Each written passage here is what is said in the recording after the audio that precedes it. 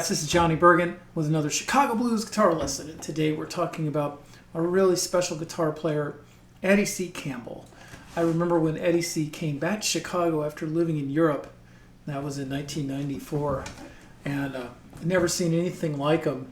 And there was like a wave of excitement through all my friends and blues mentors and peers that Eddie C. Campbell's coming back. Eddie's back, you know.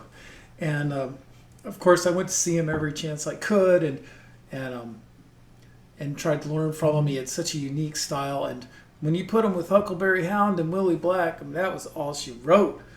So he grew up next door to Magic Sam, and he basically is kind of a modernization of Sam's sound with a few other things thrown in. He was a totally unique guitar player. It's just Magic Sam was kind of a starting point. He made some great records starting in the 70s with King of the Jungle, and I was playing a little bit of Cheaper to Keeper there, which is kind of his stoner blues. I mean, when he played it live, it could go on for 20 minutes.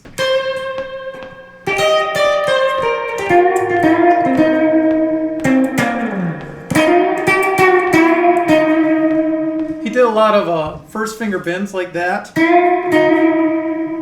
And sometimes you can even tell, like when he plays a chord, you can tell something's a little off. What's off is that, first of all, it's a vintage jazz master, and they always had intonation problems. But the other thing that was off is that he used the high E string on the G string to make those bends easier, especially because when you're doing them in G, he plays a lot of G, you know.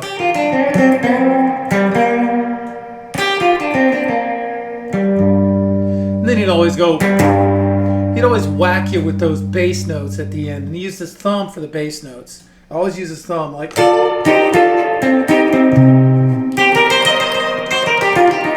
He had the most original version of All Your Love, the way he played it. And there's a video of him playing at the, I think it's the Calais Swamp Blues Festival. I might be getting that wrong. It's a festival in France. It's on Rapido 1.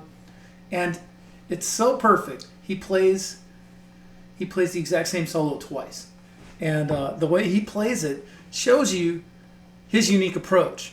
His clean sound. There's a lot of reverb because, as he said, I'm a freak for reverb. And it shows the way he twisted things around and sort of pet things a little bit his way. Like the way he did that was... And let me interrupt myself to say, everything about blues really is threading that needle of how do you play it right, play the actual song. I mean, he had a connection to Magic Sam. He was there at the beginning of the whole kind of West Side Blues sound. And how do you put your own stamp on it without taking it too far away? So that's like threading a needle. You have two things to balance. This is an example of doing that, like in such an elegant and effortless way.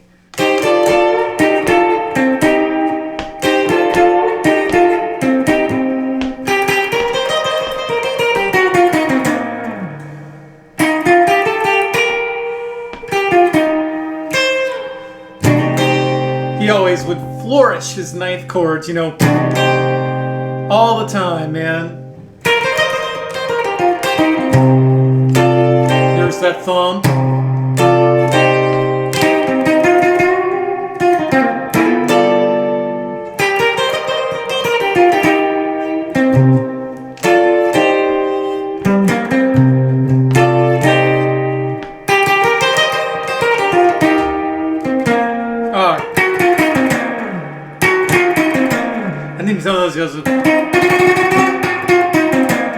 He does that in some other songs. So I'm going to turn the reverb back down a little bit.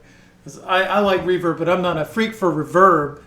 And he had a lot of great original songs like that he started doing later. It's almost like a Johnny Guitar Watson vibe if he had grown up on the west side of Chicago. Like Busted is like...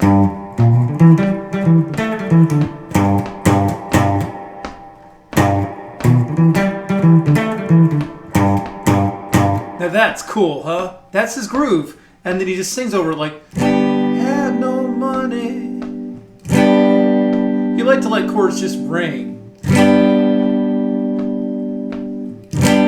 And then when he solos, his solos have this bounce, almost like a, this is going to sound crazy, but almost like a hip-hop bounce. Like a song like that is almost like a hip hop blues song, I guess. I mean, it's like it's so modern and fresh, and he did it 25 years ago. It just sounds like brand new. Let's get that bass line.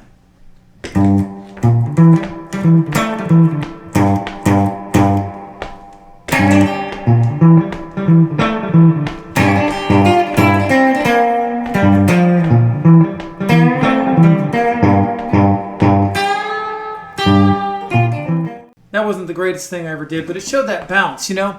And another one that is really great is Cool Cool Mama.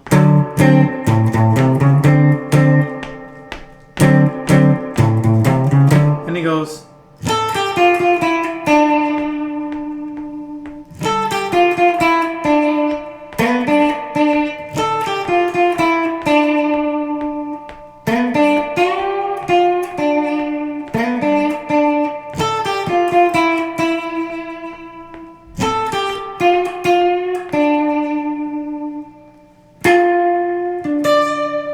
He didn't do that, but so he played in this position a lot. He does that in like the way he plays 19 years old when he does a standard muddy thing.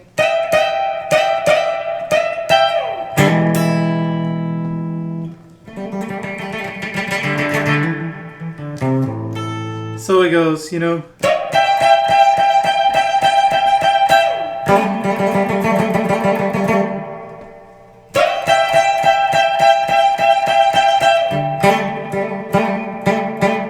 And then this is the part.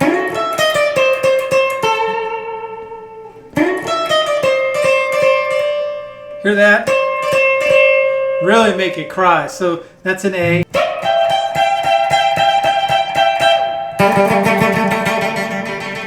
You can pick it down here by the bridge, you know, and then to get the more, to stick it out even more. And then this is the cool part when he goes on the 4.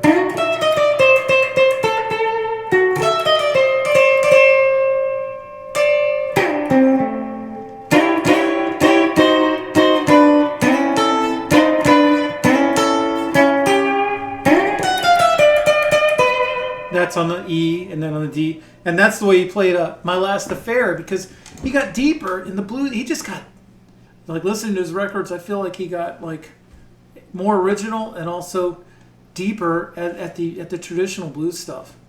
So I'm just such a big fan of his, as I'm sure you can tell. Last thing I'll say is I like the way that he played. Things I used to do, he did some like really melodic twist on there too. So if you're going... And then he does this, like right before he goes to the 4 chord, he goes.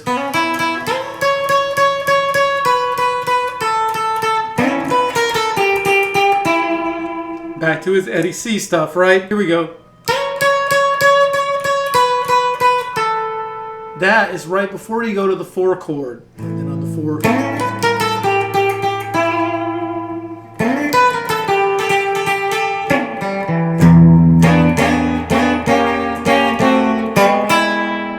You know, he had just a heavy way of playing that, but, you know, check out his instrumentals on King of the Jungle, you know.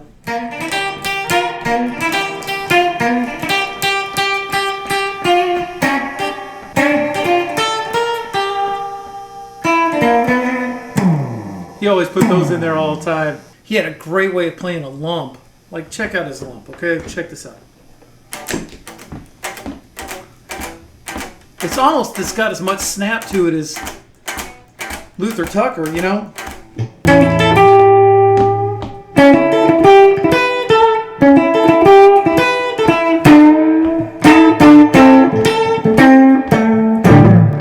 I'm gonna close it out with just a shuffle in A, and I'm gonna do something that Eddie did a lot, which was substitute. He substituted his 5 chord for a 2. And then I'm just going to play out some Eddie C isms like this. Let's go a little more here.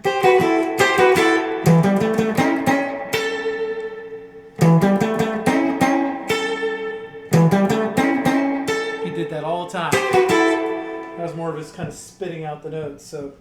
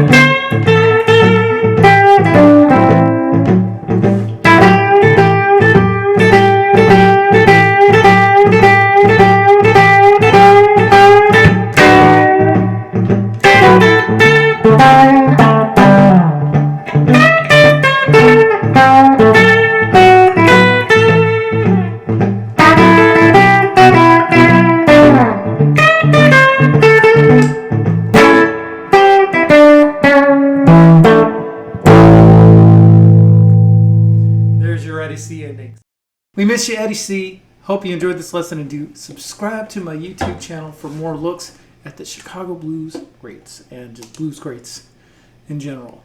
And welcome to all the new subscribers. I got a lot of new subscribers in the last couple weeks, and I sure do appreciate you. Spread the word and keep hanging tough, okay? All right.